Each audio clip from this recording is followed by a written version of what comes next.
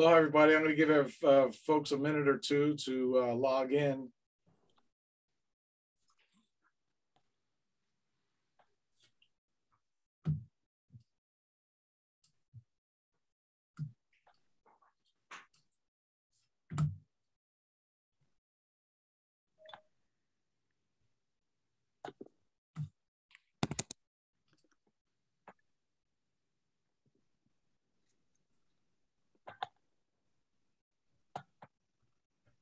So aloha, everybody.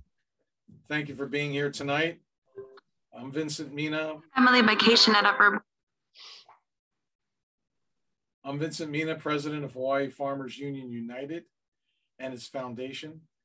And I'm really happy to be here tonight in the spirit of what we're going to be talking about. It's close to my heart, it's close to the organization's heart. We've been advocating for hemp for a very long time, over 8 years, I think now. And thankfully, we have a warrior here tonight that's going to moderate this panel, Gail Byrne-Baber. And before we get into that, I wanted to just share with you a few things about HFUU. I would appreciate those that are on tonight who are not members to consider your membership. Today, we were part of, we met today to film a video about our soil health initiative. And first thing this morning, we were on Hawaii Taro Farm, and we rolled and crimped a cover crop of sun hemp, tropical sun hemp, and the farmer is going to plant dryland taro in and mulch in between the beds on top of all that green biomass. And it was really a beautiful thing to see it done in the early part of the day, and to just see what's the viability of what this could represent as far as soil health initiatives moving forward here in Hawaii. As you can see, could you see the picture of the agronomist holding the soil particles in his hand? Is that up on the screen? Yep. Well, that is Bob Schaefer holding soil from the top horizon where the roots are going through it, and then the hard pan below where there's nothing going through it. And you can see the color change is pretty dramatic there. That was really cool to see. And then we had a group of us in the Soil Health Initiative go onto Mahi Pono's lands. And let me see, what are you seeing there now? Are you seeing the group? The group, the Soil Initiative group. Great. Okay. And this is the group of us that were there. And the Soil Health Initiative is made up of the agricultural industry here in Hawaii. Senator Gabbard was here today. We had Travis Thomason, the Pacific Region Director of NRCS, and Jamie Barton, the soil consultant. Mario Gargario is a cover crop farmer here on Maui. Annie Brook is our Vice President. We had CTAR represented, and then Mahi Pono and Bob Schaefer, an agronomist here, as far as moving this initiative forward. So we're really excited about what this represents, because basically it's an agricultural industry collective that's moving this forward, and they're all committed and supportive of soil health protocols. So we hope big things for the state of Hawaii to actually embrace and implement soil health practices as we go to the legislature for supportive policy, and as we go to the private sector to create legacy support. For all this money that's here in Hawaii that they're looking for a place to put it, well, let's put it towards, rebuilding our soils and making that a priority so we can grow the most healthiest hemp out there and other crops. So with that said, I want to welcome Gail and your panel tonight. What an esteemed panel you have with Justin and Brittany and Ray Mackey. I mean, I'm really, really appreciative that you brought such high-level hempsters here tonight. So take it away, Gail. Yeah, aloha. Yeah, I'm so glad everyone could be here tonight too. And just a little housekeeping real quick, Vince. Beau Whitney may be trying to get on. He's back east in DC. I don't see this yet, but I'll keep an eye open. Okay, yeah. Okay, so he may be joining us a little bit later. A really great hemp economist he's out of Oregon, but works nationally, and he's been super helpful here in Hawaii in articulating the benefits of hemp. So without further ado, my name is Gail Byrne-Baber. I have a company with my husband, Hawaii Royal Hemp, and he's actually the true pioneer out here in hemp. I'm happy to be supportive. He started the Hawaii Island Hemp Council in 1990 for sustainability reasons. And I'm with the Hawaii Farmers Union Foundation, and I'm just really happy to have these folks here on the panel tonight. So if you guys don't mind, perhaps we could just go down the row like the way I see you, and why don't you guys introduce yourselves, a little bit about your involvement in the hemp industry, what you make or do, and I also share like what motivated you to get involved with hemp as well. So let's see, Justin, you're on my left, so I'm going to pick on you if that's okay. Go ahead and introduce yourself, and we'll kick this off. Thank you.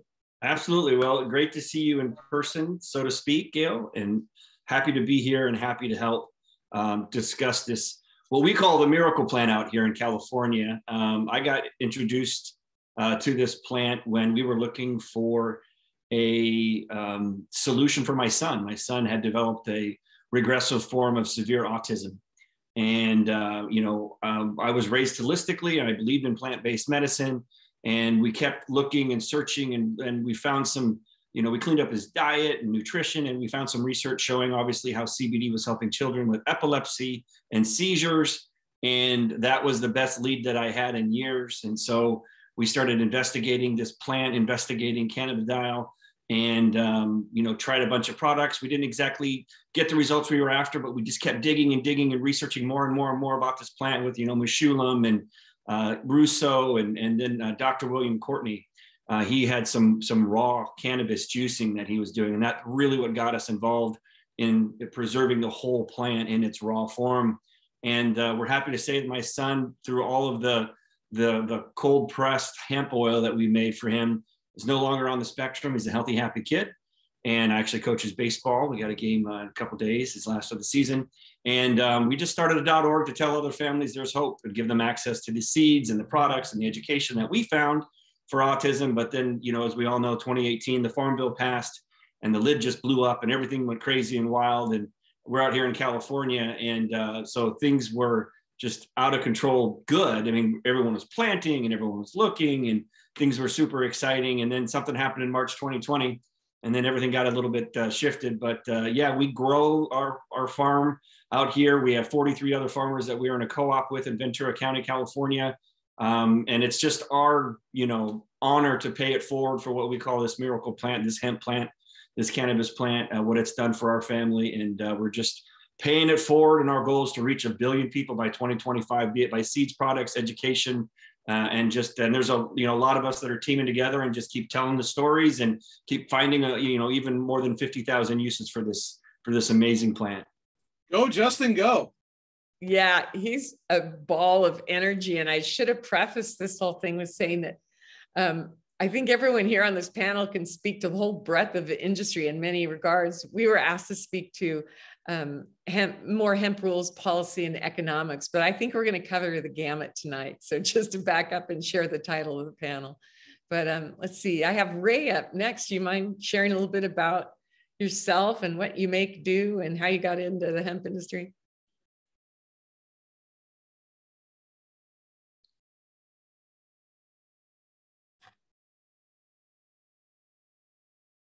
Oh, Ray, you're muted. Sorry. Can you unmute yourself, or Katie? Lower left-hand corner. Got it. Okay. Sorry about that. My name is Ray Mackey, everyone, and I'm a longtime Farmers Union member. Permaculture Kauai is my company. I've been actively working in commercial organic design and systems for the last 30 years here on the island of Kauai. And I'm president of the Hawaii Hemp Farmers Association. And the name of my hemp product company is called Hawaii Nexus. And so we have a line of tincture products for topical and internal use. And this year we've been growing a lot of smokable flower. And Gail, Brittany, myself, and other board members of HHFA have been like in the trenches for years, trying to get, modern rules for Hawaii in this industry. And I've always been a cannabis person. I didn't know much about hemp until I tried it on myself. And, it was like what Justin was saying. It was just amazing results. And everyone I touched with the plant and with the medicine really responded in a way that I've never seen other medicines work. And I was already in love with cannabis. So just happy to be here to help the industry in any way I can moving forward. Yeah, thanks, Ray. I really do appreciate all the in the trenches work that we've been involved in the last few years. It's been a little bit nuts. So thank you for everything you've done. Yeah. Brittany, yay. Go ahead and share.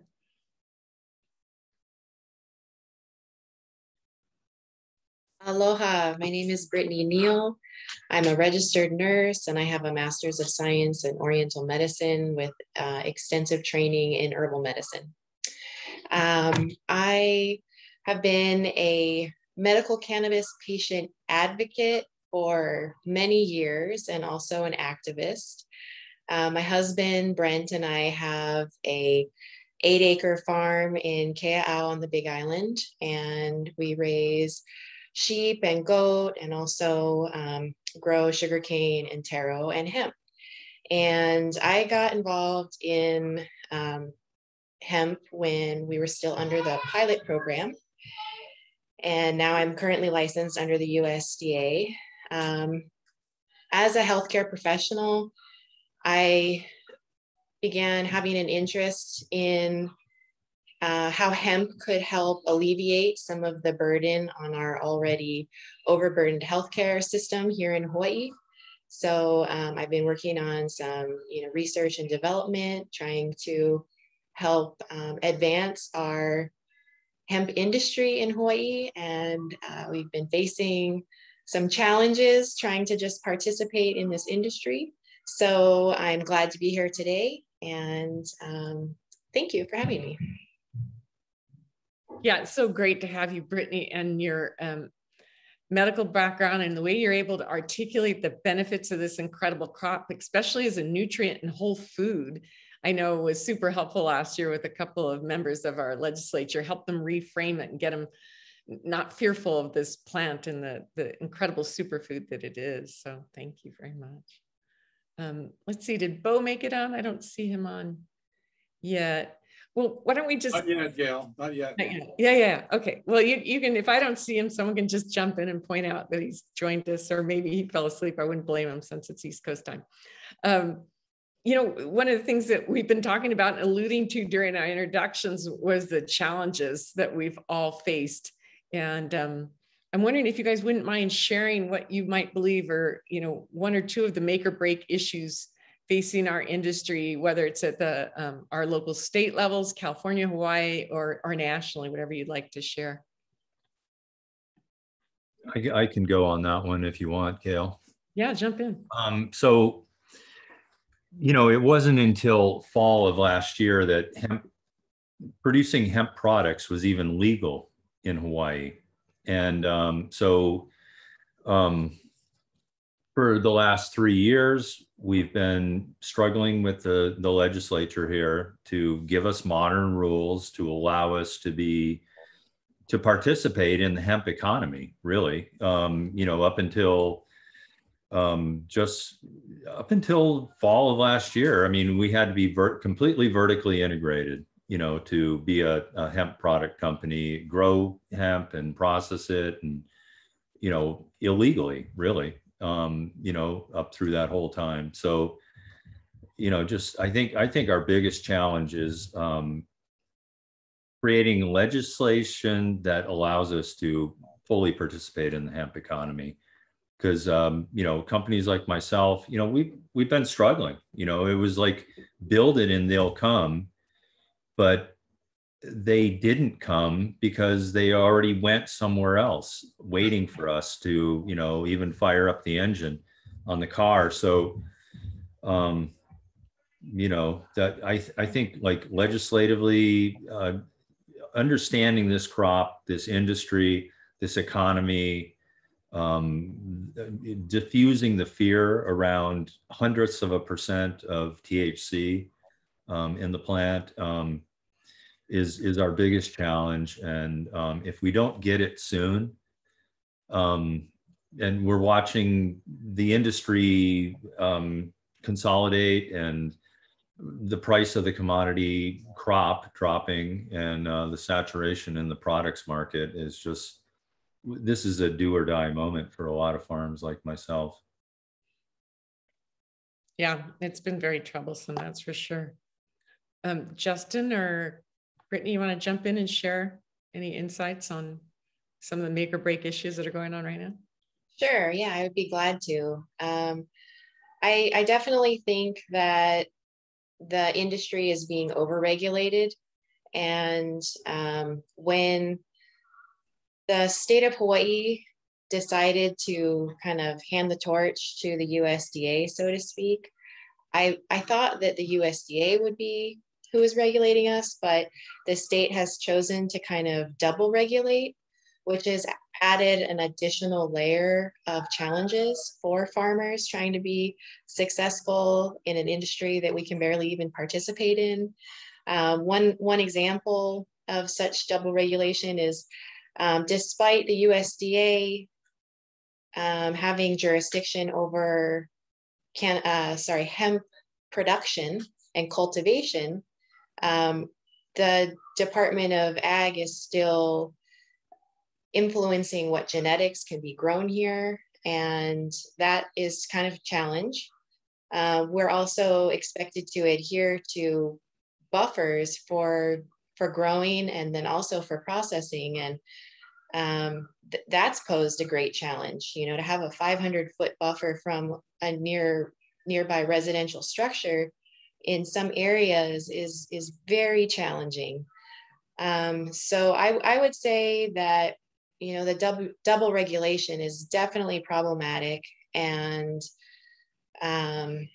you know, we're just trying to participate in an industry in our own state that people are already using hemp products. They're buying them on the internet. Why shouldn't they be able to support local farmers? And I'm hoping that we can help address some of these issues this year. Oh yeah, that is so true. And for folks who aren't really familiar with Hawaii rules, I mean, think about this in terms of like pineapple farming, tomato farming, or even your starts. We have to get permission every time we want to buy seeds. We have to fill out forms, and the state has the right to say yay or nay to it. And then if for some reason we don't do that, we can get fined $10,000. So we're not only doubly regulated, but we're regulated on things that are, as we might say here, pretty manini and silly, but they have serious consequences. And then they'll hand it. Gail, I just want to say you have your partner now in the legislature. Brittany, who could say no to you? Good job. I really appreciate how you explained yourself, because that's in the industry. I mean, it's so true.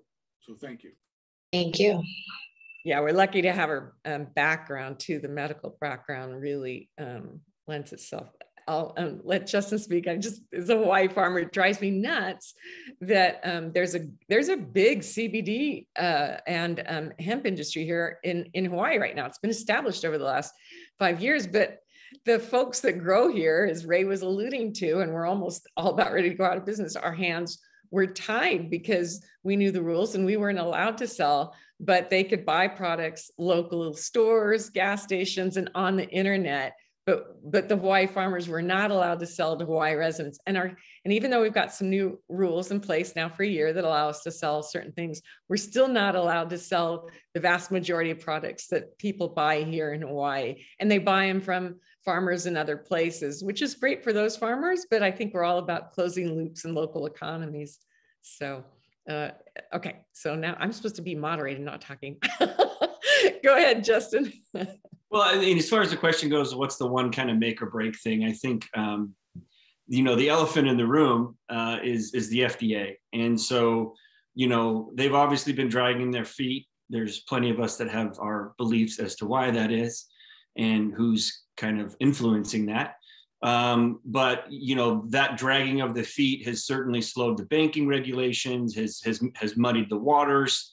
In fact, we're out here in California. I'm on the California Hemp Council with Patrick Goggin as lead counsel, and we fought for 3 years to get a bill passed because the California state came out with a frequently asked questions saying that CBD was not legal in food and it was not legal in dietary supplements, according to their interpretation of the FDA. And this was after the Farm Bill had passed in December of 2018.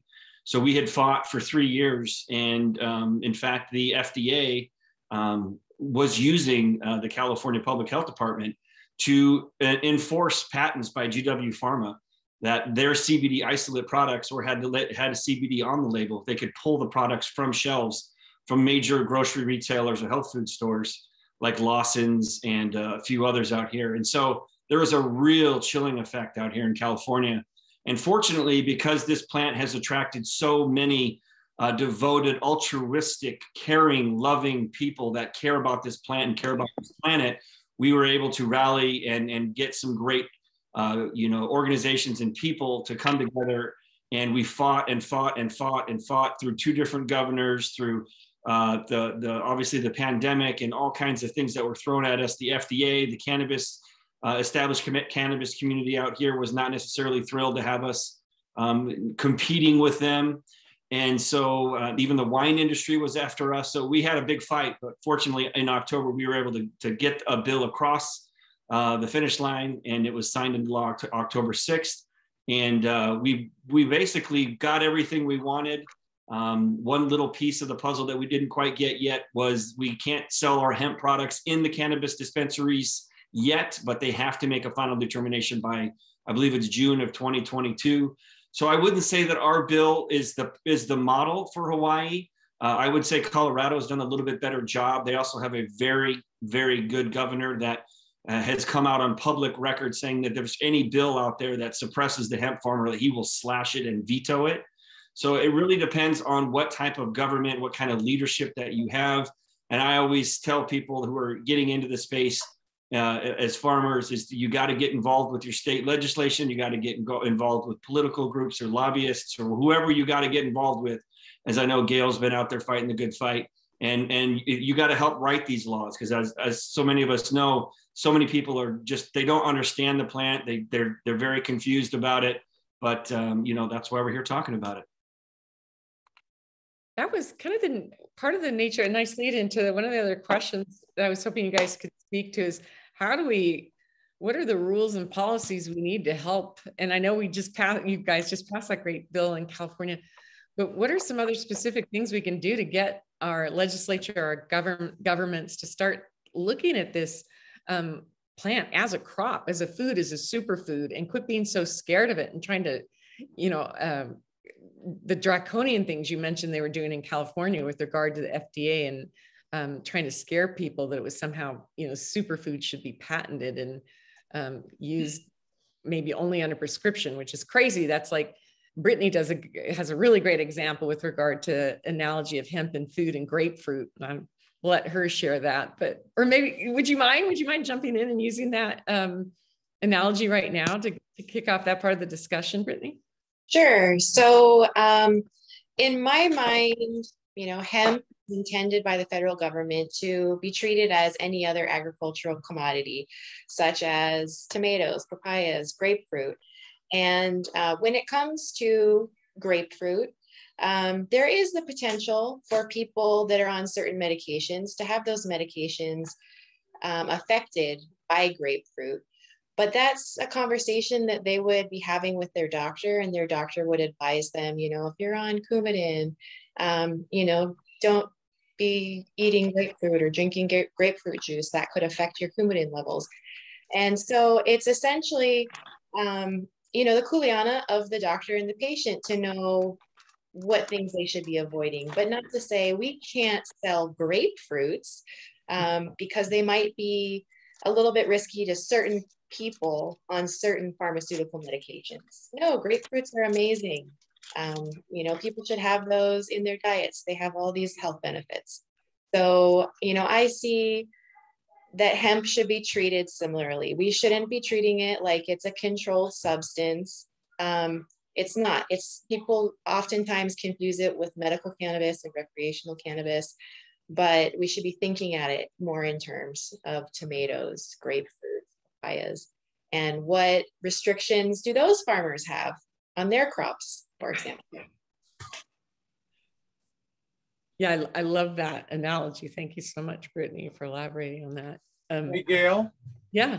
So in hearing all of this, what comes to me is, and I mentioned this before, is for all you folks, all these panelists to come together and give me some succinct talking points that I can go to the chair of agriculture with, and we can have on the agenda hemp and discussion and Q&A, and just really make it like a big part of the agenda for one of these Department of Ag meetings.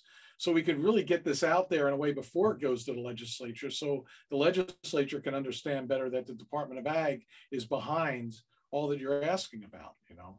So that's we Thank do you, need to do that. That's great. Yes, let's do that, please.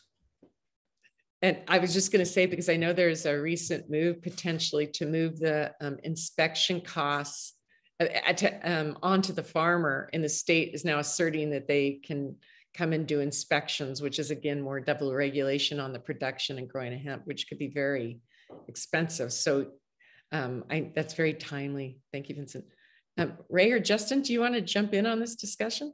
Yeah, if you don't mind, Justin. You know, after seeing and working with the Department of Health these last few years, you know, they're very reluctant. They don't have a lot of imagination. There's good people actually that are working within the hemp space. And I think that there's an effort to try to understand our problems, but, you know, their hands are tied from, you know, policy drivers higher than they are. And, you know, they're gonna definitely be very reluctant to exceed FDA guidance for food and beverage, you know, using hemp in food and beverage at this point. I think the lowest hanging fruit that we need to secure for ourselves as hemp farmers in the state is the ability to have intra-state transactions occur between customers and the farmers in the same way that people can access hemp from other states, you know, without oversight of the state. It's a legal transaction. And we're not saying retail it. We're not saying, you know, do whatever. That's somebody else's job to, you know, make those choices for themselves. And if the state, who's allowing smokable flower on the shelves everywhere without enforcement now, cannot see that Hawaii farmers need to benefit in that space, we're lost. Like if my only customer is somebody that I got to try to find on the mainland or in Europe, and I can't even drive it down the street to another location without violating the law, then like this thing has to change this year. Like we need to make them understand that that transaction's already occurring across the state already. It's draining the coffers of the state from the taxation standpoint, and it's killing us as the farmer. So intrastate transactions from licensee to non-licensee is my first goal this year. Thanks, Ray. Justin. Well, again, I mean, for me, it comes down to what we just did in California with AB 45. And, you know, you've got to get a good group of people. You know, I know personally, I know Gail and know how she's out there advocating and fighting, and so many others are. And you got to get, you know, some good lawyers and some good lobbyists, and, you know, do some good fundraising, and just get out there and help them write the law. I mean, that's what we did. And you got to fight them at every turn. And the good news is that there's other states out there now, like California and like Colorado, that have templates and that have had hemp legal longer. Colorado, I think, is the longest. And you can bring that to the table and maybe, you know, even draw on California or Colorado organizations like California Hemp Council that can help, draft or have conversations with legislators, is it's all done on that state level. And you're going to have to win over hearts and minds and fight against special interest groups and just hunker down and be ready for some things that you think are going to pass, and you're going to get excited, and then they get crushed right at the finish line. And then, it was such a roller coaster for us out here for 3 years. So for me, it's, you got to just, strengthen numbers, find some great people, keep rallying, keep doing things like this, getting the word out, talking to farmers, and go out there and make your case. Because if you leave it up to legislators to legislate, it's not gonna look pretty. And obviously you guys are dealing with that right now. Justin, I'm wondering if you can speak to, because one of the things that California can do and farmers can do now is manufacture products that hemp products for food and beverage products that can include hemp in them. And can you tell us a little bit about the strategy that you guys used to get that through? That was important. And then I want to ask you about your most recent podcast and the interview with your doctor in his famous phrase regarding how we should be using hemp. Yeah, if you don't mind. Again, it was, I was blessed. I started going to NOCO, which is it used to stand for Northern Colorado. But it was in Denver. Well, it's in Denver now. It was in Northern Colorado. Now it's what it stood for. And that's where I started connecting with the hempsters. But after my son's story, and I wanted to learn more and help more and give, I ran into Bob Hoban and all of his law firm out there. And that's how I met Patrick Goggin, who was out here in California. And I actually met him, and I think at the second one or third NOCO that I went to. And I said, how can I help? What can I do? He says, join California Hemp Council. We need to fight the FDA. We need to fight everybody that's trying to keep this thing down. We need to get this plant just like corn and soybeans. And so that's what I did. And so again, it's just a matter of you've got to find a good team. And like I said, there's so many people that are great and they got big hearts and they're here to help and they're here for the right reasons. And you just got to keep fighting, and you got to find that team and keep going. We actually worked with a company, I think it was called Politico, out of Sacramento, like offices right across the street from the state capitol in Sacramento. And you just got to keep fundraising, and you'd go to the meetings, you'd go to the dinners or whatever with the state legislators, and you got to just politic, and you got to work and spend and show up to meetings. And that's what we did for 3 years. And fortunately, we had great lawyers and great lobbyists that were able to, we were literally, we were in there writing the law. I mean, because at some point they just give up. They're just like, okay, you guys obviously know more about what we're talking about. So we just filled in the blanks, and that's how we got the things passed that we got passed. Even though we were, like I said, we were up against wine, we were up against cannabis, and we were up against the FDA and Big Pharma, one and the same. And so it was, it was a 3-year fight, and just keep doing it. As far as the podcast, it's called Miracle Plant Podcast. Because of this miracle plant that the FDA won't let us do research on.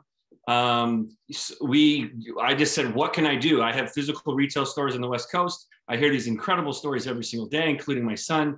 And I'm like, this is ridiculous. Health claim my butt. I can't even put a testimonial up from somebody who had something happen to them that was not considered like aches and pains from a workout. And so I just said, well, what can I do? And what I could do is I could have a podcast, and I could have people on to tell their stories of how this plant changed their life. And so that's what I did. And no one's regulating podcasts, and no one's regulating Clubhouse. And so I combined the two. And every Saturday morning at 10 a.m. Pacific, Gail was on before, you can go on to Clubhouse and look up Miracle Plan or look me up and join the podcast. It's an interactive audio platform that allows us just to talk about cannabis and hemp. I've met thousands of people in the cannabis and hemp space around the world, shared stories, collaborated, done all kinds of amazing things. In my search for my son's health, again, I ran across Dr. William Courtney's research showing that he was juicing raw cannabis to heal people with late stage 4 and stage 5 cancer. That made a lot of sense holistically to me as far as why would you process this plant? We should be eating it. And he went deep down the rabbit hole on cancer on one of my previous podcasts a couple of weeks ago. And then he said something which was so profound and simple. He simply said, if you were eating this plant, you wouldn't need to use it as medicine. And he wants to get this plant as an essential dietary food. that we need an essential nutrient that we should be eating. I mean, it is the superfood of superfoods. Is those of us who've started to come into real close contact with this plant in its raw form. That's what unlocked and let my son's brain heal itself, if you will. It's neuroregenerative. It's got neuroprotective properties to it. And we always kind of kid, like, if you want to get high, eat it. If you want to get healthy, eat it. And so, it's a really great podcast, and I'm excited that I know, Gail, you've definitely got some good energy on this topic as well. Yeah, thank you. I just think that's for me, the mantra is this is an incredible food. And when I listen to people like Brittany and other doctors, and like the one you just had on your podcast, I've got to learn more so I can concisely explain. We just had a plant just fall on the floor here. So I can concisely explain the benefits, especially around the immune system. It's just so fascinating how people can be easily empowered with such a simple plant. Gail, there's a question here I wanted to throw out to the folks in our chat. Lindsay asked, what is a new farmer who wants to grow hemp regarding the rules? Where would they find someone to understand these laws, et cetera? As far as, they want to farm hemp in Hawaii. Yeah, well, Ray in Hawaii, Ray, Brittany, and I for sure. You could contact the Hawaii Hemp Farmers Association. That would be a good starting point. It is a little bit weird, some of the paperwork and processing and the security clearances that are required, but it's no worse than like a really bad year of taxes. I mean, it's it's doable for sure. But I'll let Ray and Brittany speak to this in just in two, but it's it's not as easy as just throwing in tomato seeds in the ground from, Johnny's catalog or something, just because the nature of the plant is going to want to do something else here in Hawaii because of the photo periods. And I know at the end of this month, we're having a whole hemp panel dedicated to regenerative farming, and those farmers can speak to that, but really understanding what varieties you're going to grow and for what purposes, of course, because there's, as Justin alluded to, and we all know there's like 50,000 plus different uses of hemp. And if you want to grow more for the CBD side, superfood side of things, you might be going, certain varieties. And then if you're going more for, cloth, fiber, fuel, though that requires infrastructure that we're just, we don't have yet here in Hawaii, but I know people are working on. Ray or Brittany, do you guys want to jump in? Yeah, I'll say something. Lindsay, you need a business plan and you need to write a business plan and try to understand what your marketing is, who your market is, and then start gathering money because you'll need it. And but the hemp rules are pretty well articulated in the hemp program, guidelines that they have and the statutes that were written last year. So, definitely review those, but you need a very good business plan if you want to, do more than dabble in hemp, going forward.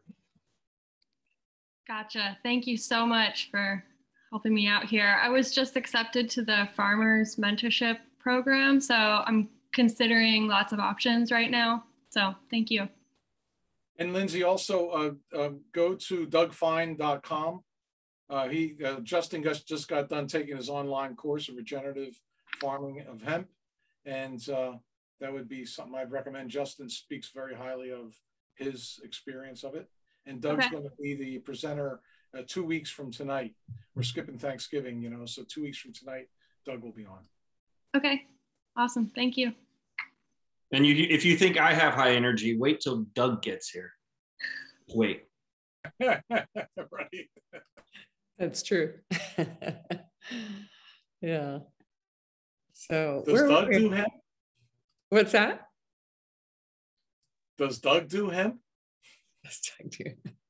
Does he ever? Doug Fine. Everyone's referring to Doug Fine. He's this great hemppreneur, I guess, an advocate, and also farms now, and is a huge advocate for regenerative farming, which is great for the Hawaii Farmers Union because most of us all do organic and regenerative farming. So yeah. great guy and full of energy, as Justin was just alluding to, for sure. Hey, Gail, this is Greg. Yeah, hi, Greg.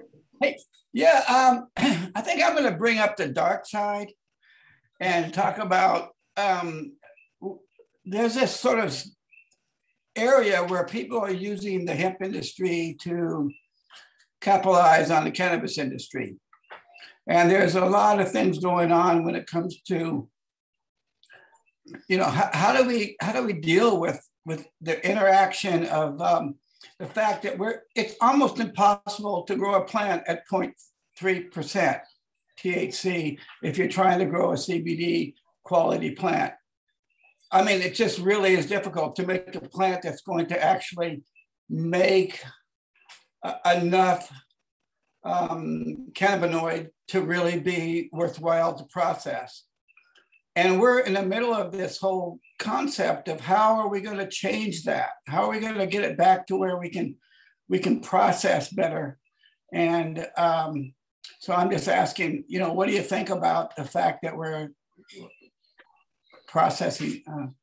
I think what, Greg, you're speaking to, and anyone jump in here, Brittany, Ray, Justin, is that there's this arbitrary definition of hemp and a legal limit of only allowing 0.3% THC in the plant at harvest.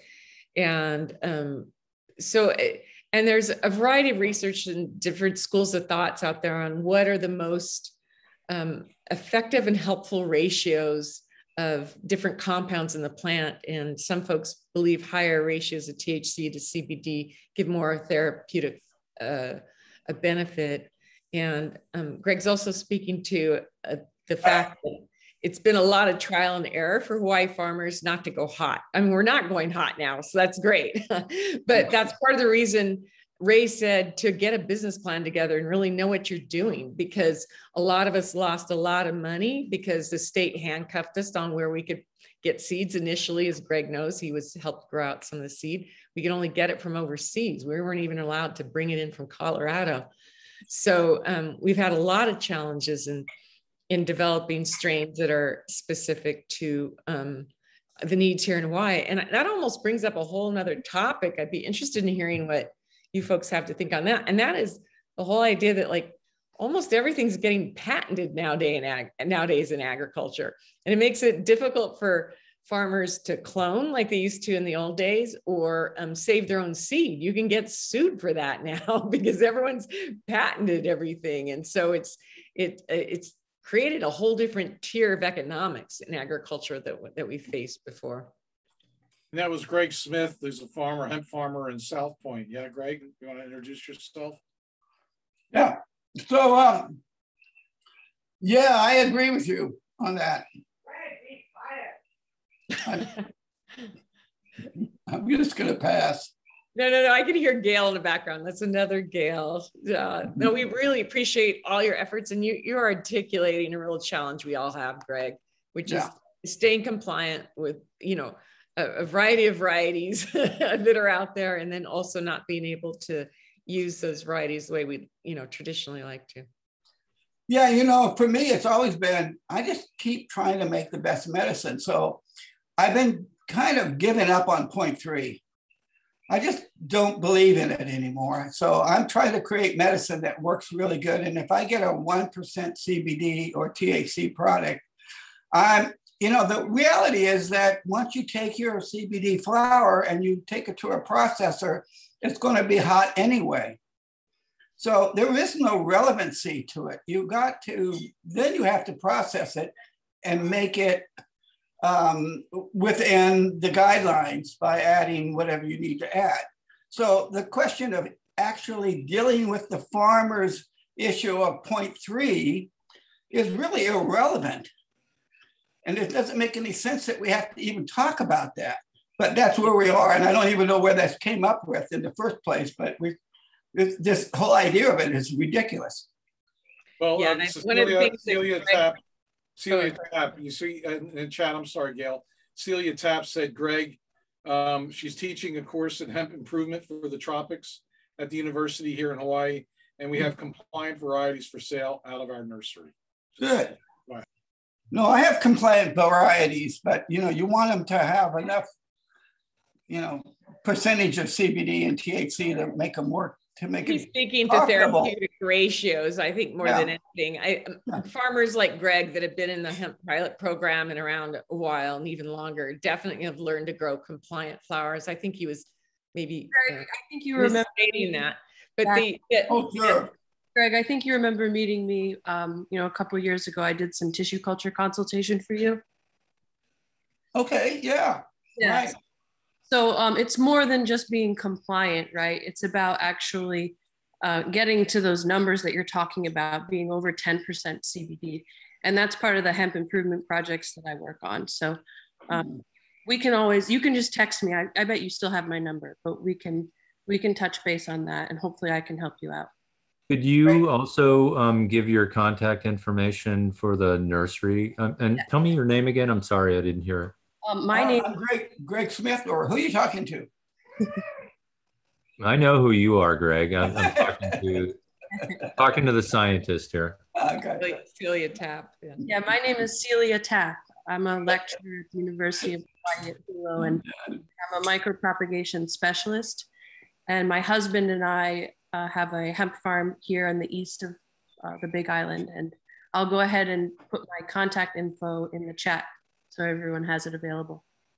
Thank you, Celia. Yes, of course. And then also, when it comes to tissue culture services, if you guys ever feel like you're suffering from some of the pests and pathogens that plague cannabis, hemp cultivars, that's also something I can help you out with. Beautiful. Thank you, Sheila. You're I was welcome. going to say too, as far as the 0.3 THC is an arbitrary number made up in Canada, I believe. And in 2 weeks, when Doug Fine comes on, you want to talk about someone who's going to be fired up about 1% and then no percent, and there should be no burden on the farmer whatsoever, and it should all be on the manufacturers and the retail. And so come tune in 2 weeks and we'll get ready for that topic to be exploded. Yeah. I know that we're talking 2022 Farm Bill coming up, that there's a lot of optimism that we will get the THC number up to 1%. I haven't heard real concrete substance yet that we're getting some inroads. I know we got a little bit of time, but there's a lot of optimism that we are going to get the marker up to 1%. So fingers and toes crossed. That'll make a big difference. I mean, for folks that don't know about the regulations that were passed in 2018 in the Farm Bill, basically farmers get a license for 5 years. And if for any reason you go over, I think it's 0.5% THC, you're not supposed to go above 0.3. You can remediate or destroy your crop, which is a huge loss. But then if you go above 0.5%, you get or actually it's above 0.3, you get a strike. And in three strikes in 5 years, you're out. And then if you're above a certain percentage, they can even go after you with other heavier fines as well. So it'll be good to raise that number, because it is arbitrary, and it has made things very difficult on the farmer, while everyone else has prospered, I have to say, in the CBD industry. It's set to reach 55 billion globally by 2028 and 13 billion or so here in the United States. And we have such a large market here in Hawaii already with CBD. If farmers were allowed to sell to the products that the people are buying here in Hawaii, we might all do okay, actually, but we've been handcuffed. So thank you, Justin. The 1% mark for total THC, which includes THCA, really is our biggest problem, because we're genetically disadvantaged here, and geographically disadvantaged too. We have a short day time period, and the UV intensity of the sun spikes the THCA early. I've had 9% plants with just barely compliant THCA before even a drop of Delta 9 showed up in the plant. So, and then field weight, as a result here in Hawaii is dismal. And so 1% would allow us to finish our flower in the way that we need to. I see someone was asking about testing in the chat box. So there's 3 labs in Hawaii that can test your crop, and you can send in samples during the course of any grow to kind of monitor your compounds in your own crop. And then before harvest, you need to have a lab come out and sample your crop to make sure it's compliant. To answer that question. Brittany, you're going to say something. I'm so sorry if I cut you off. Well, I want to say something about testing. Can you hear me? Yeah. Okay. I've been talking to a lot of different people, and it seems like the testing that people are getting on their products are so all over the place. We started with a company called Steep Hill that gave us tests for CBD of the same genetics that was under 0.3. And then suddenly a new company takes over and it's way up over 3%. I'm really concerned about testing as it being really reliable. And I'm wondering if other people have other issues with that. I've certainly heard that, Greg. And you know, at one point 2 years ago, I sent samples out to 2 different labs and got different results. But that's going to happen, you know, and obviously people are going to have to, this is all going to be, the whole industry is dialing in over time, but we've been slower to do so out here in Hawaii, potentially. Something that came up recently for me with compliance testing was that the labs are actually, they're not aligned, number one. AOS does not test for hemp, but Steep Hill and MedCan does. So there's actually only 2 available to us. And they test on what they assume is a dry weight basis, right? Because that's all it says in the SOP protocol. And dry weight basis to them actually means 0% moisture, which is impossible. And if it were 10 to 12% moisture, which is the moisture content that everyone is working with their flour, you probably wouldn't be testing hot. And so this is something I've actually been trying to speak with the labs about in greater detail so that they're not adjusting their numbers for a 0% moisture content. And you have to be careful on those lab slips too, because we had an issue where we were asking for them certain level of moisture before they did it. And then we assumed the other one was doing the same thing. So yeah, obviously protocols aren't always, the testing protocols are the same, but the lab slips may be different. So you got to make sure you're ordering the same thing. Gail, we have a question from Robert Bentz. Go ahead. The question, you want me to read it? Go ahead and read it. I'm just going to say we have enough time still. Beau Whitney just joined us, and I'm so grateful. He's on the East Coast. He's a really great economist. But let's tackle this question because it's really important, especially to small farms here in Hawaii. Go ahead. Is the 500-foot buffer enforceable? Seems like against the Right to Farm Act. If only one neighbor, may we get permission from them if their farm dwelling is within 500 feet of hemp? Recommendations for hemp attorney? Anybody know any recommendations for hemp attorney and testing company on Maui? Those are 3 great questions. And I bet Brittany and Ray want to jump in on the buffer. Hemp attorney, there is a lobbyist I know that's an attorney that I forgot her name, but you can message me later and I might be able to get you that. And then testing on Maui, I know Steep Hill comes out and does testing on Maui. I don't know if McCann sent someone out or not. Ray and Brittany, do you want to jump in on the 500-foot buffer issue we have? Yeah, the 500-foot buffer, there are no waivers currently for the cooperative neighbor, variants there.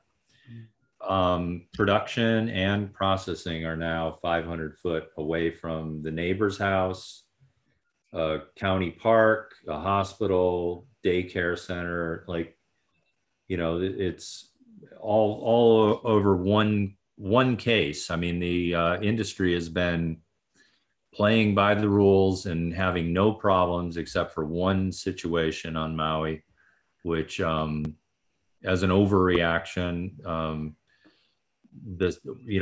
legislator leveraged the leadership group to include this overreaction to a legal form of farming. It is against the rights to farm here in the state. And you know, it's already well established with the neighbor's pig farm or chicken farm or, you know, nuisance, you know, that from engaging in an agricultural enterprise. This is old law in Hawaii, and we're being singled out here. It's.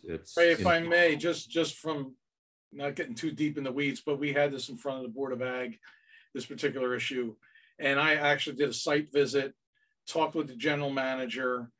The owner of the land was just not playing ball in a way that, at least from my point of view, that would be able to ho'omali the neighbors. I mean, you know how it goes here in Hawaii. It's all complaint driven. I mean, you know, there's aloha, you know, like that's how that's the flag that we fly under. And, you know, there are bad apples. I mean, I'm not trying to disparage this particular group, but, you know, if my neighbor came to me in tears and asking me to make reasonable changes in my operation, I would do it.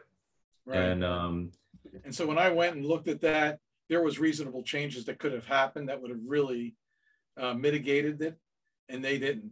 It was almost. And I would like to say, in that particular incident, it is actually it compounds an issue we have here in Hawaii, which is we call a lot of large subdivisions agricultural land, and there's a reason for it. People get tax breaks.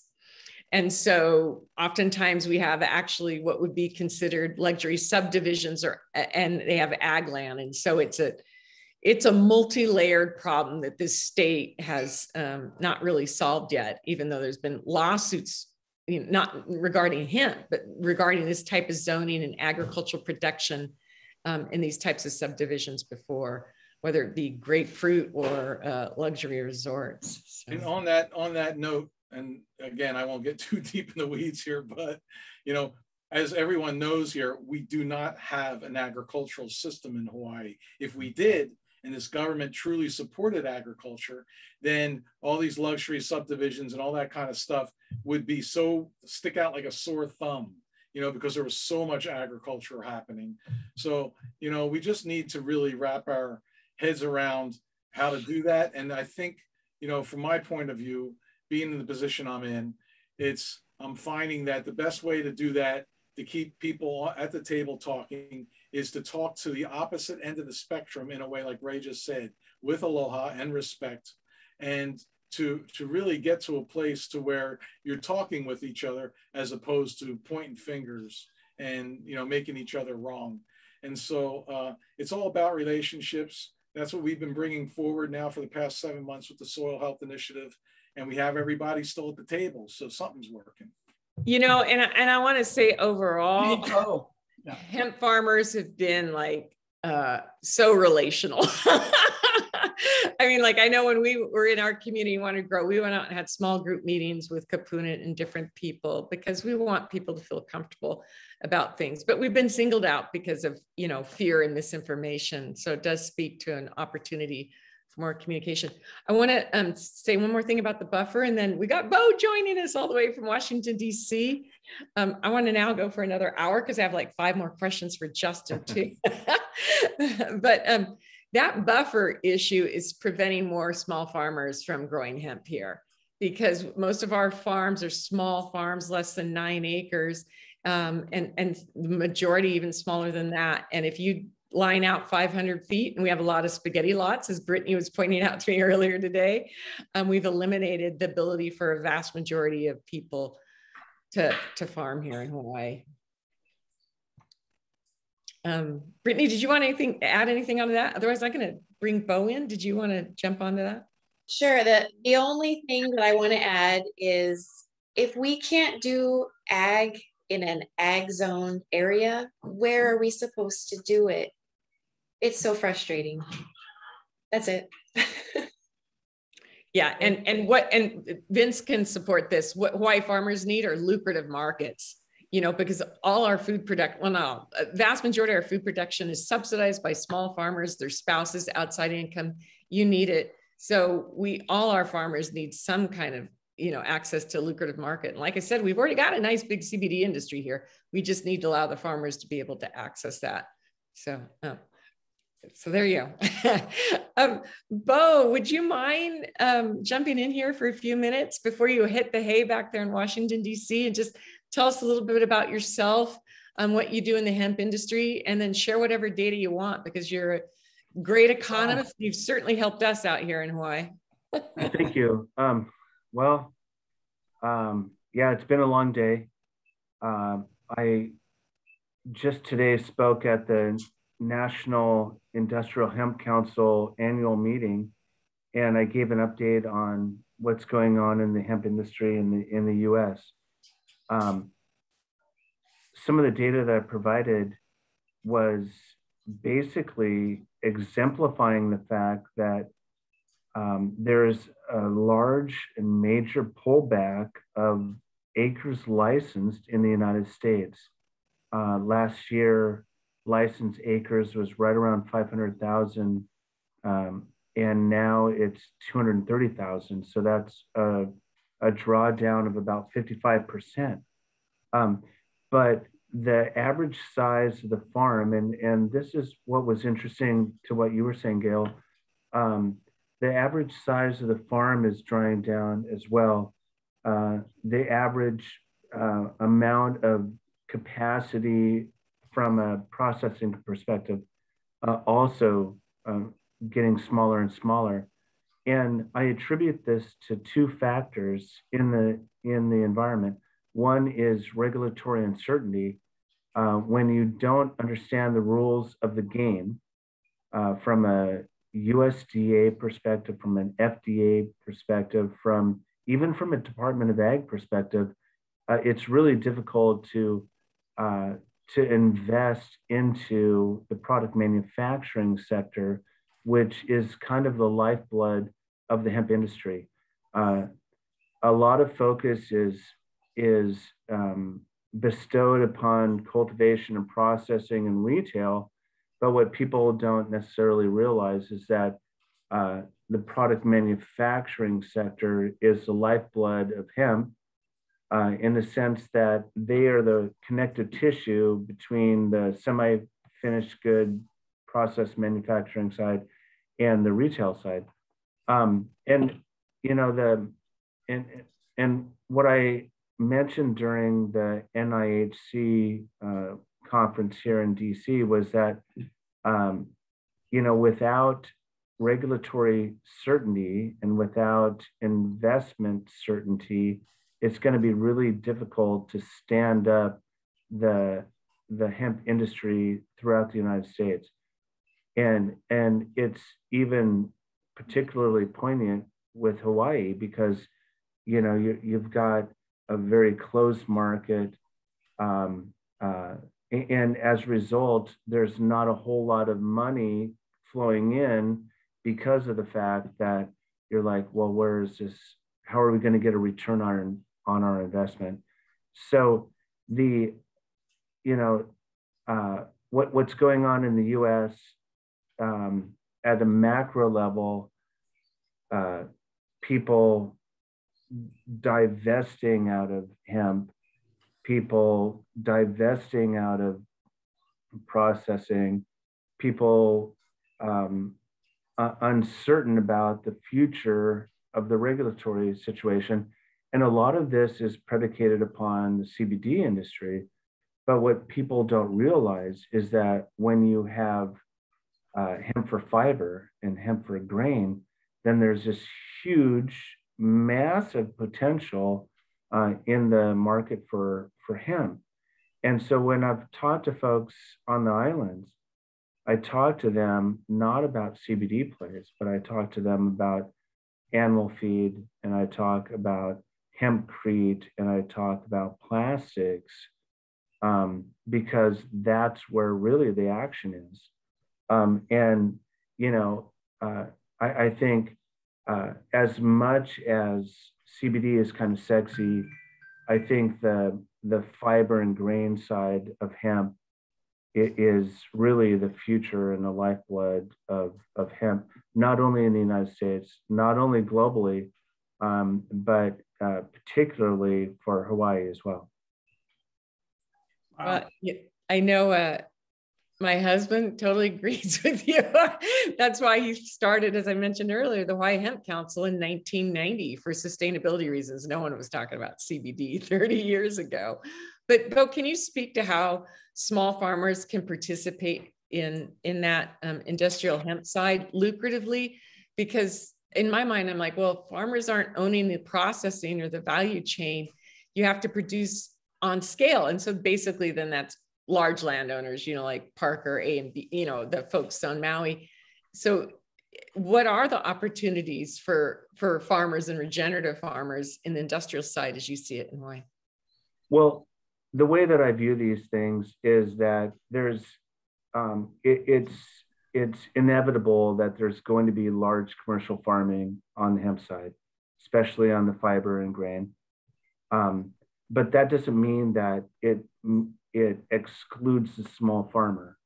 And when there are opportunities for farmers to collaborate together in the form of cooperatives, and where they can work with a local processor and a local product manufacturer, and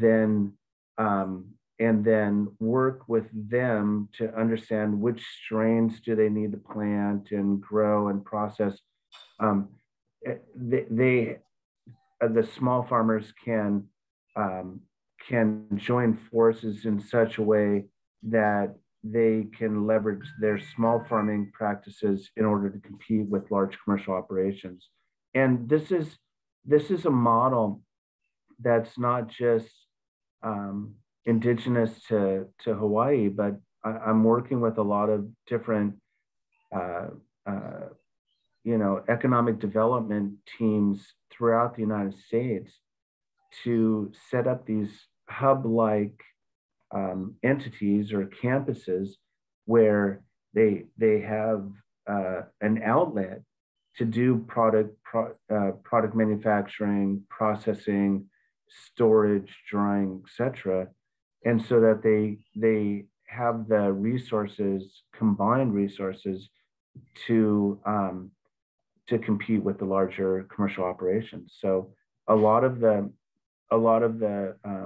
economic development teams that I've been working with, they see this not just as a mechanism to protect the small farmer, but they see this as a tool for economic development, for job creation, and especially in the area of social equity and social justice, where they can highlight certain areas within the economy to focus and do the economic development. So I think this model, especially with the farm to table type of mentality, I think that the farm to table or the farm to product manufacturing to retail model on the hemp side, particularly with fiber and grain, I think that's a model that will catch hold in the future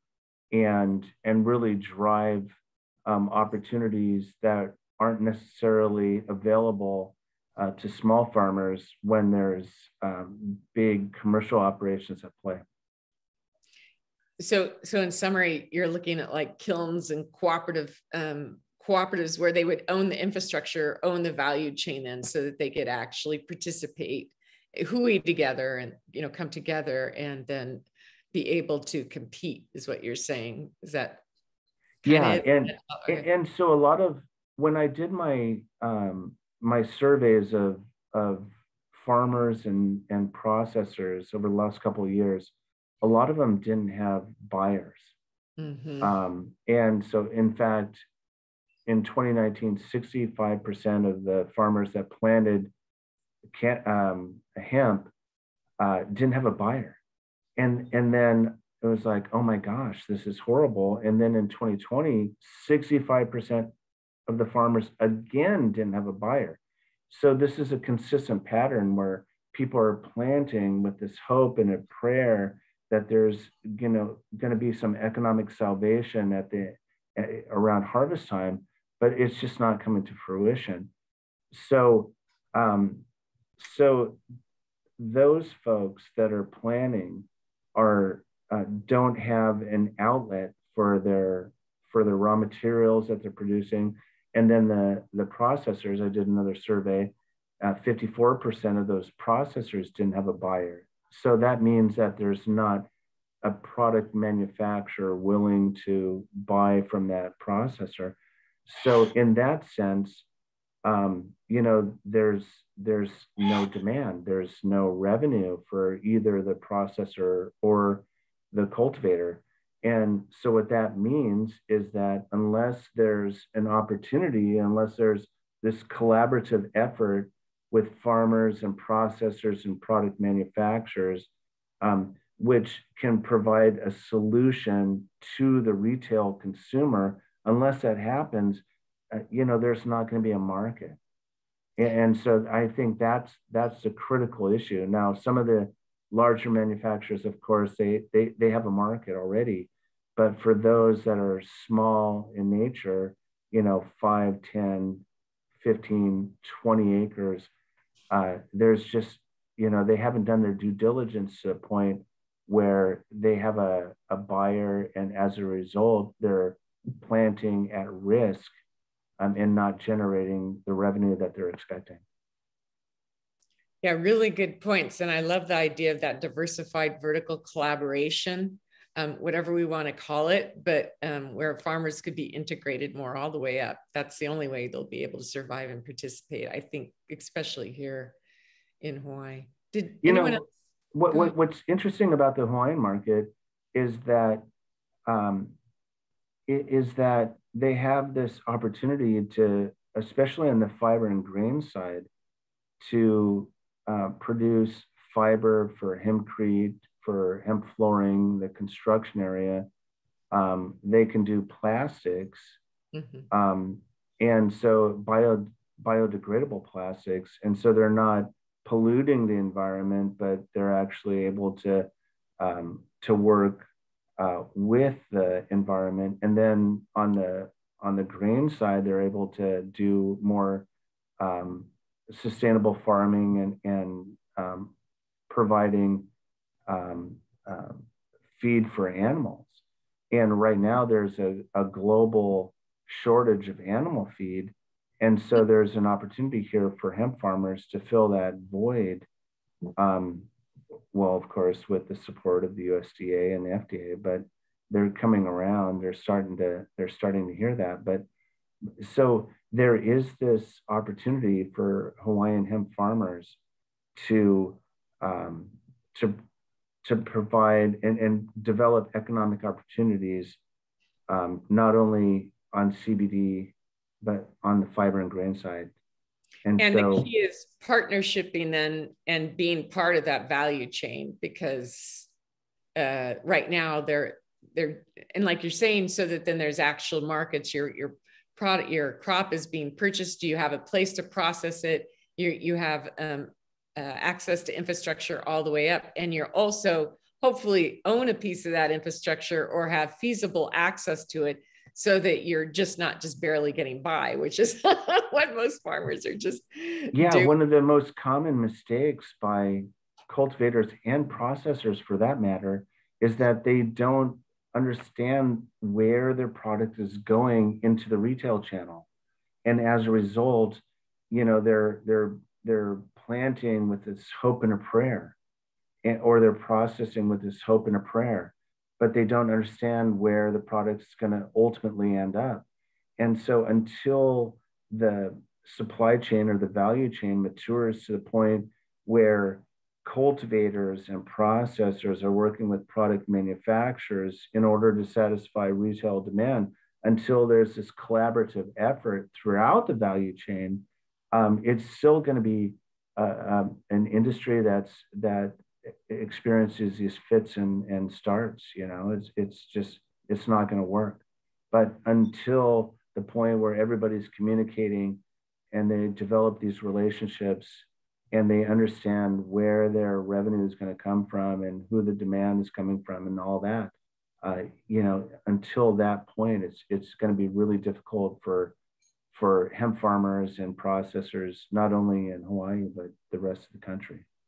And you know, Vince, this reminds me of, it's not the same. No metaphors or comparisons are the same things, but the food hub movement, you know, where we're recognizing that food farmers didn't always have outlets, markets, places to process, partnerships for in the infrastructure. And the Hawaii Farmers Union actually has taken quite a leadership role in the last 4 years in securing that type of infrastructure on different islands. We're still in its infancy stage, but it's making a difference. And I may be not hearing Beau totally correctly, but there seems to be some parallels there that that the union might be able to play a role in or participate in. Right, and this is really fascinating, Beau. Thank you for being up, staying up after a long day. I can appreciate, you know, what that represents there in DC. You know, a lot of our farmers at the board level at National Farmers Union, when I go into the board meetings, they were speaking about just that they put a crop in and they couldn't find a market for it. So these are some of the presidents of chapters there at National Farmers Union that were having this experience. So I can relate. Well, I think what's occurring is that when there's this level of uncertainty, be it from a regulatory perspective or from a product development perspective, you know, it's really tough to find a home for your crop. And, you know, there's plenty of opportunity. My forecast shows that with fiber and grain coming online, there's, and right now there's only 235,000 acres licensed for hemp in the United States total, down from 500 from last year. But I think that by 2030, there'll be demand for 5 or 10 million acres, not 200,000, but 10 million acres. But a lot of this demand is going to come from the fiber and grain side. So you're absolutely right. From a union perspective, to engage your members and talk to them and say, hey, where do we need to partner in order to develop products in such a way that we can bring this to market? I think that's going to be the critical issue over the next couple of years, in particular, that will provide these opportunities for hemp farmers, and then provide them the revenue, the desperate revenue that they need to remain in business. Because right now, a lot of farmers across the United States are not making a go of it because there's an oversupply of biomass. There's not enough product manufacturers deploying products into the retail space. And as a result, the pricing is commoditizing to the point where price for biomass, for example, is below the cost of manufacturing. So with the efforts of you know, your union to bring people together into the marketplace and then say, hey, look, let's find a home for this. Let's collaborate with product manufacturing. Let's develop the entire market. Until that happens, it's going to be a real tough time for hemp producers and processors alike. You know, I heard you being optimistic for a minute. I want to bring some of the panel members in. And I am overall like you, because I get calls probably every other week. Someone wants, you know, something we're growing for a fiber project here in the islands. Actually, they're not usually patient enough to wait 90 or 120 days, or, you know, they wanted it at a cost that you can get from Canada. But there is definitely, I think, a growing interest and demand for it. And if I heard you correctly, the primary role government needs to play is predictable, good regulations, and then investment in infrastructure, so that we can move forward. You're absolutely right. So when I met with representatives from the USDA and the FDA today, but I've also met with state representatives from different departments of agriculture. And what's going on is the federal regulators are stumbling over this arbitrary line of demarcation at 0.3%. And they don't know how to manage relative to that 0.3% THC, right? And so as a result, they're trying to control the market. They're trying to control against the proliferation of marijuana that is described as, greater than 0.3% THC. But as a result of that controlling mechanism, they are not helping and developing and supporting the growth of this nascent industry. And so that's the rub right now. Is the role of the federal regulators to control, or is it to grow and nurture? Now, when Bill Richmond, the head of the USDA hemp program, he presented today, we talked to him. What he's trying to do is he's trying to nurture, but then the FDA is coming in and they're trying to control. So there's, even at the federal level, there's this tension that is suppressing the growth and development of the market. And it's also creating this uncertainty to the point where a lot of the big manufacturers, the big product developers are not feeling comfortable entering into the market. And when they're not, then, we're stuck in this malaise where we've got excess inventory and we don't have products being deployed into the retail space. And then, the processors and cultivators are left looking for revenue from, buyers that just simply don't exist. Really good point about FDA.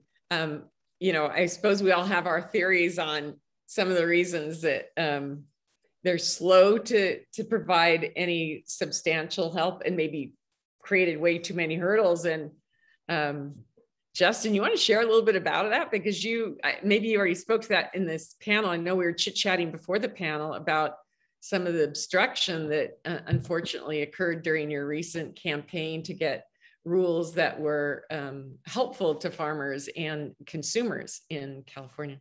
Yeah, well, in California, obviously, when they came out with the Public Health Department of California came out with the frequently asked questions saying that CBD wasn't legal in food and beverage in California, that was, we saw things that happened that were directly linked from my sources, that the FDA was being basically guided through GW Pharmaceuticals patents that they had on CBD isolate. And so they were pulling CBD off the shelves based on what the label said and based on what the COA said. And it really put a chilling factor into California. And so we had to fight for the last 3 years on California Hemp Council to overcome, what was the 3 years of basically the chilling effects of those frequently asked questions that came out, after the Farm Bill had passed. And so fortunately, with all of our good team out there in California Hemp Council, we did get that bill along with some other great lobbyists to cross the line there on October 6th. But it was a hell of a fight. And, part of it is also not just to be cynical about the FDA, they're just not set up for it.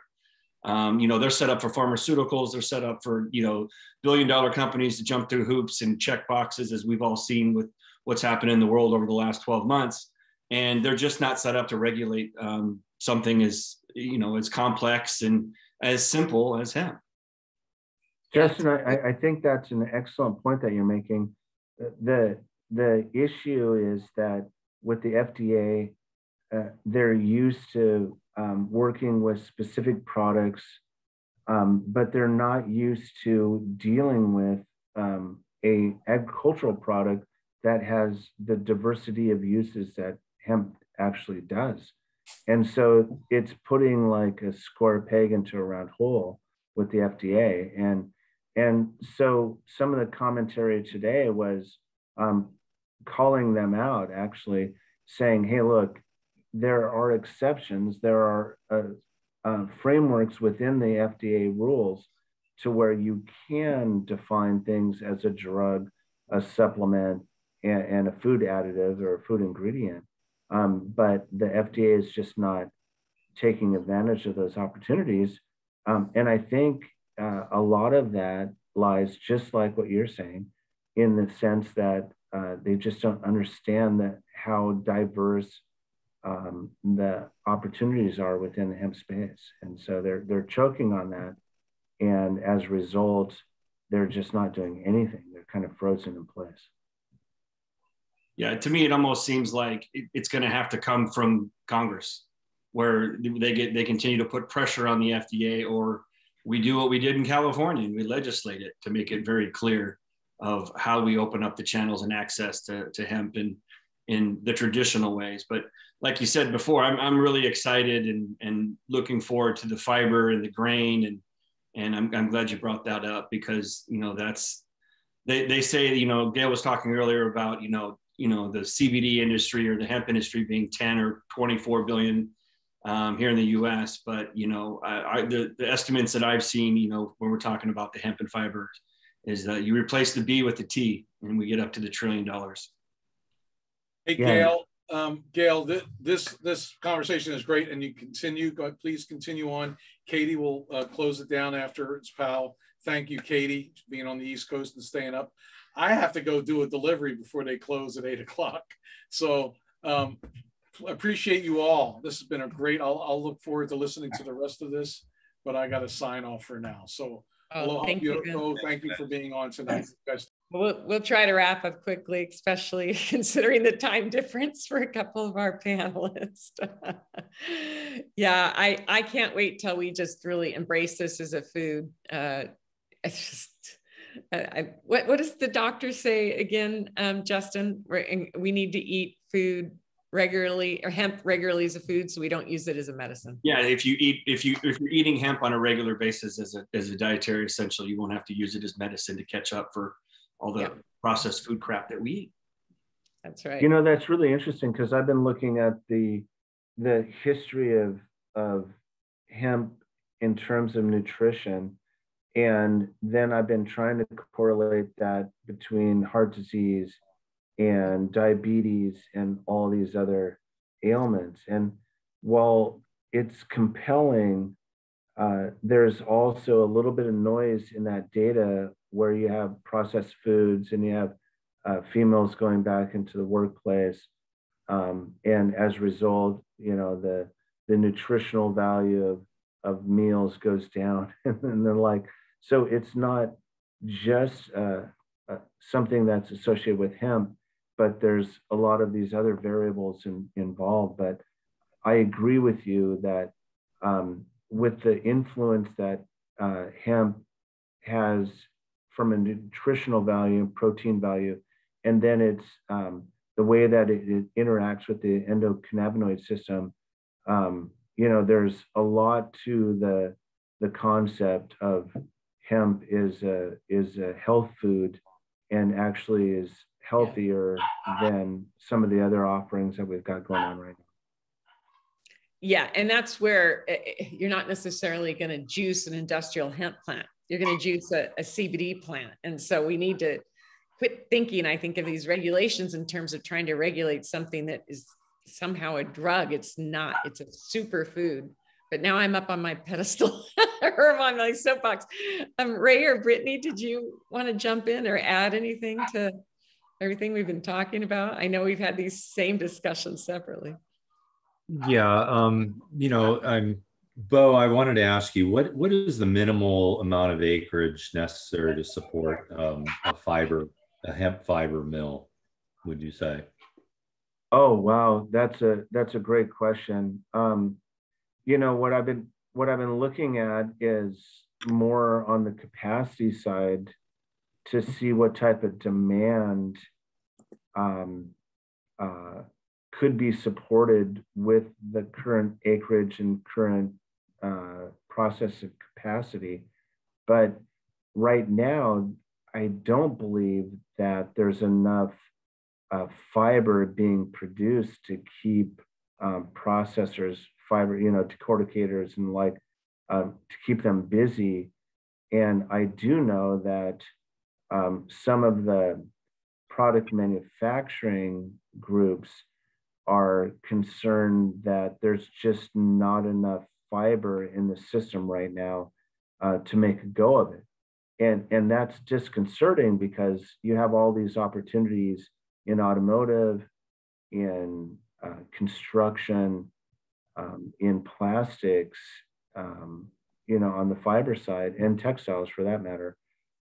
You have all these opportunities. There's just not enough processing capacity. So it's not really a direct answer to your question, but in my opinion, the more processing, the merrier, particularly on the fiber, the decortication, degumming, and that side of things on the fiber side. Yeah, I've studied this for a long time because I really wanted to try to understand what Hawaii's potential is for fiber and seed.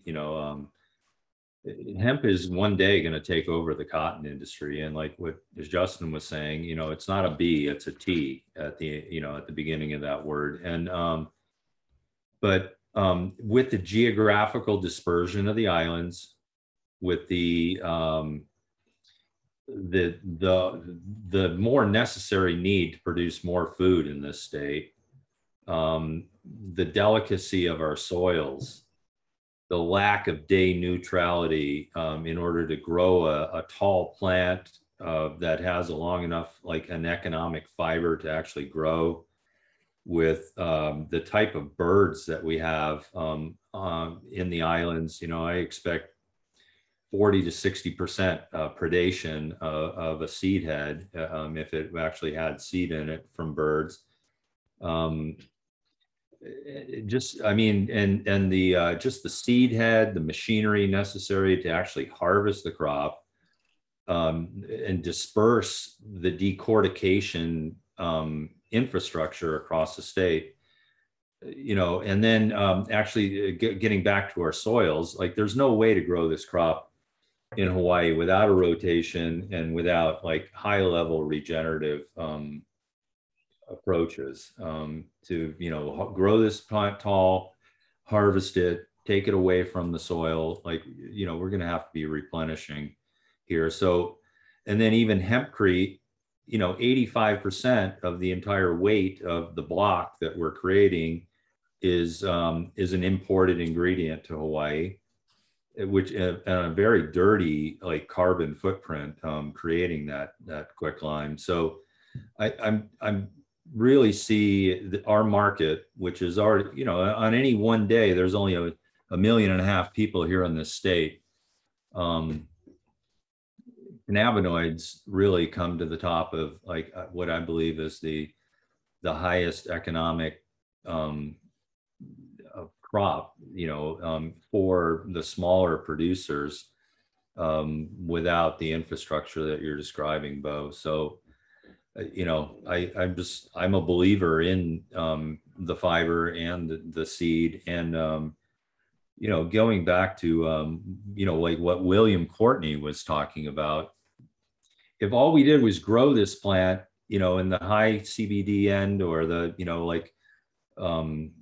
concentrated cannabinoid profile, and juice this thing, run it through a centrifuge, separate it off, and then dry that or sell it as a fresh ingredient, incorporating it into foods. We have a good opportunity there, food and beverages, and trying to maintain the quality of the Hawaii label is where I think the smaller Hawaii producer can get the best economic advantage.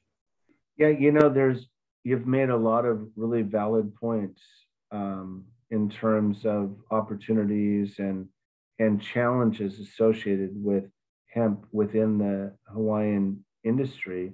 But keep in mind that there are other emerging opportunities in the areas of plastics, biodegradable plastics, that would be self-sustaining and generate a circular hemp economy within the Hawaiian Islands. And so it's not a matter of just, isolating hempcrete or this or that in the other industry. It's more a matter of saying, hey, how can we be creative and develop and grow the hemp industry? Because there's plenty of opportunities. I just had an opportunity to talk to some folks about, even where to plant this in the Hawaiian Islands. And there's pollen considerations and there's all sorts of other things.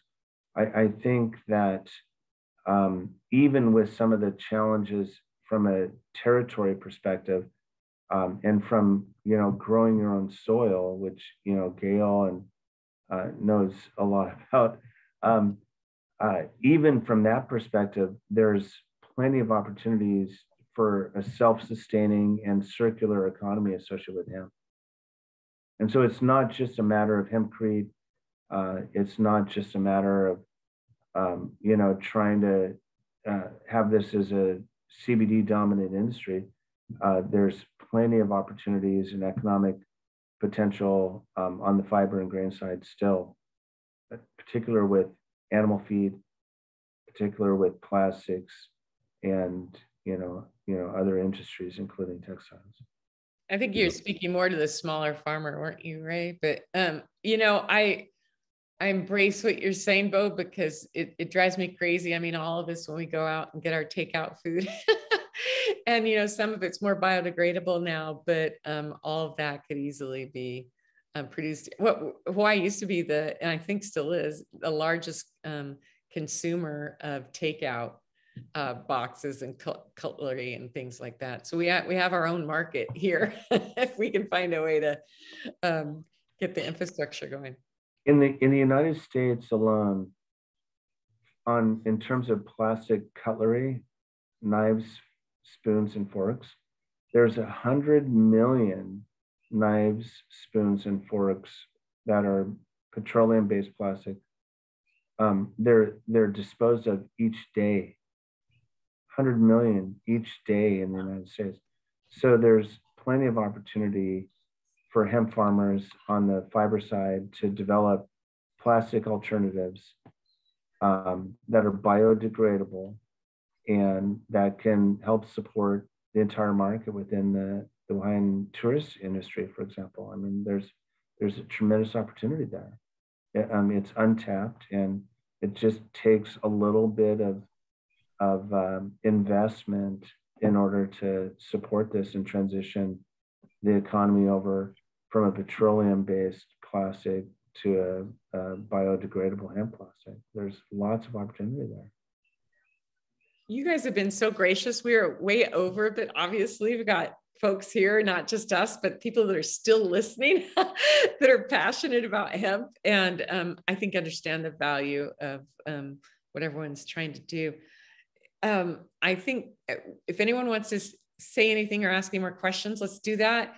And then I guess I know there's a question Doug always likes to ask, and I love it too. It's, where do you see the industry in 5 to 10 years if we had a magic wand and things would go the way we want it to go?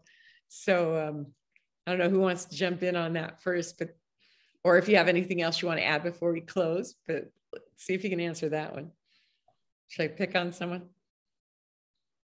If I were to make a prediction about where things are going, I think CBD will be determined to be a fad. It'll be steady Eddie, and it will remain sexy, but ultimately there'll be markets that are developed on the fiber side and on the animal feed side that will really expand exponentially the market, particularly in Hawaii. And if you just think about hemp for animal feed, assuming that there's FDA approval, and assuming that there's some development of the animal feed market in Hawaii, then once that's FDA approved, then Hawaii could be a net exporter of animal feed to the Asian markets and to the Philippines so there's this huge, not only a domestic circular economy, I keep on going back to that, but there's also this opportunity for exports within the, exports away from Hawaii, which will drive tremendous revenue for. I don't think you meant, Beau, that CBD is a fad in the sense that it doesn't work snake oil. You just meant that there's this huge other opportunity out there with hemp because the research is pretty solid on the benefits and is becoming more so. Yeah, no, I'm sorry if that no, was. that's okay. I just wanted to clarify, because fad means, to some people, they might think, Oh, no, I'm, yeah. In my forecast, I've got about 230,000 acres of demand across the United States for CBD. But if you look at the demand for animal feed, for human feed, for plastics, for construction, textiles, automotive, and the like, then that 230,000 acres for CBD is dwarfed by the fact that you've got 5 and 4 million acres conservatively on the grain and fiber side. So yeah, no, that's a good clarification. It's not a fad in the sense that there's some, like hokey science associated with it. It's more just a matter of, there may be a maximum potential associated with CBD, but there's an even greater potential on the fiber and grain side. Yeah, thank you. I mean, for me, if we're going to talk 10-year magic wand, what comes to mind is Jack Herrera. And he says it's not free until it can be grown everywhere without any restraints, without any regulation. And until that day happens, it's not really free. So if we're going to wave magic wands, then let it grow, let it grow, let it grow. Yeah, my husband's doing this in the background. Right on. Yeah, I talked to Jack Herrera a long time ago. I think I told you that, Justin, right? When he was here in Hawaii, and they were talking about, it was like 1979 or something. Oh yeah, hemp's going to be legal real soon. Took another 30, 40 years. Brittany, Ray? Where I see it in 10 years, I think that, I'm like Justin, I would love to just see this crop deregulated and, until the THC problem is solved, at the federal level, just having it in food, having the ability to process, having the ability to produce products that are food and beverage oriented, I think is really where Hawaii can shine. I don't know if we'll ever attain the critical mass necessary for fiber, especially when we have other fiber crops here in the state, like bamboo, for example, that could be one of our fiber crops, or canaf or something like that. But high quality cannabinoids, smokable flower, food and beverages, Hawaii, already has a reputation for quality. And I would like to see, some kind of, earth shattering awareness occur at the state level, that like, where you have a state government like Colorado or Oregon, like looking around going, what an opportunity for us and our farmers. And oh, by the way, it has a million other win-wins associated with it too. It's like, it's just time, and I'm a little frustrated with it, but I'm still in the trenches and want to keep feeding the dream. We made it another year. I think both you and I last year at different times during the ledge session, we're like, oh, we're done. No, but I just want one more thought, because I think Justin and like what they did in California really is a model that, we should try to attempt to follow. And we've been told too, is like, don't go looking for support, bring them the bill. And then, because they don't understand it. And they depend on the departments to write the bill, because the legislators don't understand it. And that's where we always go wrong, is like, the body of the statute really is generated by the departments, and they're just in their small Kuleana space, and that's all they know. And they're there to be cops and collect taxes. That's really their mandate. And it is an issue. I mean, I was just reading today some of the what is it again? AB 45 that just passed in California around labeling, and our labeling laws that, rules that were just recently adopted are so much more stringent than California's. Justin, check this out. In Hawaii, we not only have to have everything that you guys have in there, but we actually have to have on our label we have to quote that it's Hawaii Revised Statute 37.1 or whatever. We actually have to have the words Hawaii Revised Statute on our label, and then blah, blah, blah, blah, blah. It's just insane. You know, one of the issues right now that has this negative impact on the hemp industry is that with the federal regulatory uncertainty and the lack of clarity at the federal level, a lot of the states are filling in the blanks in order to fill the void to provide greater clarity. And some of these rules and laws at the state level are kind of whacked. And so, for example, in Oregon, you can bring in the National Guard, you know, to do eradication and law enforcement. Or they're trying to, in some states, are trying to ban minor cannabinoids. And so this is not only having, because of the lack of federal clarity and the states trying to fill in the blanks, there's all these unintended consequences that are resulting, that could have not only a profound impact on the hemp industry, but the larger cannabis industry as a whole. And so while I applaud some of the legislators in various states for trying to provide solutions to public safety issues, there's some of these other things that are just blatant overreaches that are, you know, it's kind of mind-boggling, what's going on in some of these states. Yeah, we've certainly been on this end of the spectrum in Hawaii, completely overregulated. I mean, you know that. You've been in the trenches trying to help us turn that around. Brittany, I know you've got so many wise insights on hemp and healthcare and just farming in general. What would you like to share wrapping up, or a vision for the future? I think you might be muted.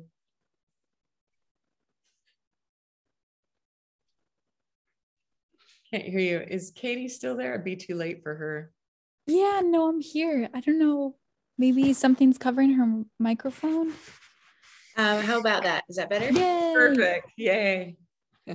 So my vision for the future would definitely involve less regulation, at least not double regulation. And I would like to see small scale farmers and ranchers be able to diversify their farms and ranches to be able to help offset some of the increasing expenses of doing such activities. So if a farmer and rancher could make a little bit of extra money by cultivating hemp and offset some of the losses that they sometimes take growing food, raising meat, etc., that would help to increase our food security as a community. And then I would also see more high quality Hawaiian grown hemp products available to our community to help improve the health of our community. I think that would really help to offset and reduce some of the burden on our already overly burdened healthcare system. I would envision a vivacious hemp industry that would even go so far as to entice people to come over from the black market with their skill set that we know so many people in our community have, and participate in a legal hemp industry that they could be proud of, that could help generate tax revenues, bring our community up, and would also help to reduce the recidivism rate in our community. So I really see my vision as a very, broad vision that incorporates so many different social and economic impacts. Just having a functioning hemp industry that Hawaii farmers could actually participate in. And, we all have our place in it. And I'd like to really see it be the small farmers that are the backbone of our community, being able to participate rather than favoring, big business and big money coming in and just kind of doing their thing, taking money off island. And we've had enough of that already. So that's my vision. Thanks, Brittany. Thank you. Sorry, I muted myself. I say, yeah, we have a long history of agriculture and communities being exploited here and I guess extorted. So I like that vision a lot. And Beau, I'm just going to say something, Beau, you might appreciate this. We tried to get a labeling law passed similar to Kona coffee here, where hemp products that have Hawaii grown hemp in it would be somehow identified. So just today, a bunch of us farmers started our own organization, Hawaii Farmers something, HawaiiHempFarmers.org. We're just going to do a voluntary certification. So it'll just be very simple. So if you have a product out there, whether it's hemp, creep, CBD oil, whatever it is, we want you to have a relationship with a Hawaii hemp farmer. And then we'll certify that. And of course we want 100% Hawaii grown, no blends like Kona coffee. So that's what we'll be certifying anyway, kind of trying to support Brittany's vision where small farmers have at least one more tool in their bag. Well, what's interesting about that is that the Humboldt County and the Trinity County in Northern California on the higher THC cannabis side, they've already developed these and put into legislation these terroirs or these aviaries. And so it's not without precedence that, what you're doing. And I think it's brilliant in the sense that there's this huge brand value associated with Hawaiian products. And if you can capture that, brand it, put it on your labels, then it's a tremendous marketing tool and a differentiating factor relative to other products. So yeah, sometimes there's legislative solutions, but sometimes you just have to take it upon yourself like you're doing. And so hats off to you, kudos. Well, thank you. Yeah, I think part of the reason is we want to help capture more of the Hawaii CBD and hemp market for Hawaii farmers. We have actually quite a large market, but most of the Hawaii products are that are labeled as Hawaii products or even imports are not using Hawaii. We want to give a little bit more shelf space and I guess limelight to Hawaii farmers. So, yeah, and thank you for drawing that parallel to Northern California. So it's a really good one. I was just trying to think what my vision might be. I think I just second all your guys' visions. For sure. I don't have anything brilliant to close with, but I do want to thank you all. Every one of you has been a pioneer in this industry and has certainly had your nose to the grindstone, and it's not always fun and it's not always easy. And goodness gracious, Beau, you're back there up late, and so are you, Justin, in California. So thank you for making the time today to be on our panel. And it's going to air again in early December, and I'll get everyone the dates on that. I don't know exactly when, but thank you for being here this evening. What a great discussion. And I'm sure we'll continue it offline in different capacities. So. And as Jack Herrera would say, hemp may not save the world, but it's the only thing that can. And I would like to just say one thing too, is we're not small farmers. We're Hawaii family farmers. Thank you. So, our corporation model is based on the family and the INA. So we could be at any scale, but we're the Hawaii family farmer. I like that. And that has such ripple economic benefits within our communities when we close the loop with our local farmers. Thanks for reframing that. That's really truth telling. Thank you. Well, Katie, you're our logistics person. I guess she'll sign us off officially. But again, thank you all for being here, audience and panel members, and aloha. Aloha. Thanks everyone. Good night. Thanks so much. Thank you. Thank you. Aloha. Aloha. Get some sleep, you guys. Peace. Peace. See you, Gail.